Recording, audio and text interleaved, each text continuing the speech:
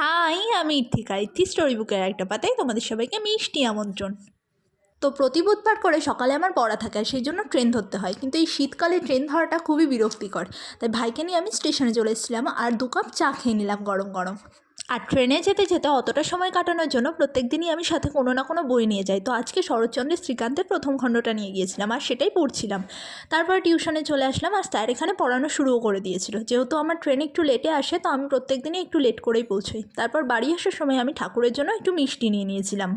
আর ভাইকে আগে থেকেই আজকে আমাকে নিতে আসতে বলেছিলাম, তাই ও আমাকে এখানে নিতেও চলে এসছে। আর ও আমাকে মিষ্টি আর সিঙ্গারাও কিনে দিয়েছিল। বাড়ি এসে আগে আমি সিঙ্গারাটাই খেয়ে নিলাম, যেটা ভাই কিনে দিয়েছিল। আর এই যে সেই চায়ের ভাত দুটো, যেটাতে সকালে আমি আর ভাই চা খেয়েছিলাম, ওকে দিয়ে বাড়িতে পাঠিয়ে দিয়েছিলাম। আর মা আজকে চিকেন কারি রান্না করছিল, তাই কষা চিকেন দিয়ে দিয়েছিল। আর মায়ের হাতের এই চিকেন কষার টেস্ট তো দারুণ হয় সবসময়ই। তারপর সন্ধ্যাবেলা আমার পড়ানো ছিল, আর ভাই এখানে ঘুগনি আর ডিম সিদ্ধ এনে দিয়েছিল, সেটা খেলাম। আর রাতে ডিনারে ছিল চিকেন বিরিয়ানি, যেটা তো আমার সব সময়কার ফেভারিট।